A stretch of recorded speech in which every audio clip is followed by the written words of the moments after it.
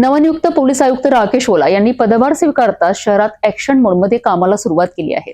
अमरावती शहर पोलीस आयुक्तालय हद्दीतील बंद पडलेल्या कारखान्यांवर थेट लक्ष केंद्रित करत अवैध धंद्यांवर कारवाईसाठी विशेष पाहणी मोहीम राबविण्यात आली आहे। माननीय पोलीस आयुक्त श्री राकेश ओला सरांच्या मार्गदर्शनाने मी स्वतः, माझे सहकारी श्याम घुगे आणि रमेश धुमाळ आणि त्याचबरोबर आमच्या पोलीस स्टेशनच्या चारही पोलीस स्टेशनच्या टीम बडनेरा, वलगाव, नांदगाव पेठ आणि राजापेठ अशा 4 पोलीस स्टेशनच्या टीमनी मिळून शहरातील विविध ज्या बंद पडलेल्या फॅक्टरीज असतील किंवा ज्या आयसोलेटेड एरियामध्ये असतील अशा फॅक्टरीजमध्ये सरप्राईज व्हिजिट देऊन त्या ठिकाणी चेकिंग केले की जेणेकरून कोणत्याही ठिकाणी कुठल्याही प्रकारच्या अंमली पदार्थांचं किंवा तत्सम अंमल निर्माण करणाऱ्या गुंगीकारक पदार्थांचं उत्पादन चालू आहे का याबाबत चेकिंगची मोहीम आम्ही राबवली होती।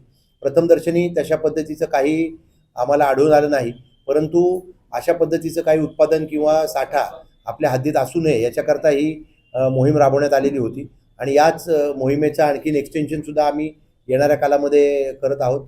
यामध्ये आमचे पोलीस निरीक्षक जे आहेत संदीप चव्हाण क्राईम ब्रँचचे, पुनीत कुलट, बडनेराचे चव्हाण साहेब आणि वलगावचे पानसरे आणि त्यांचे पण पथकांनी सहभाग घेतलेला होता आणि हीच मोहीम आम्ही कंटिन्युअस चालू ठेवणार आहोत जेणेकरून कुठल्याही प्रकारे अशा प्रकारच्या अंमली पदार्थांची निर्मिती किंवा साठा आपल्या हद्दीत असू नये।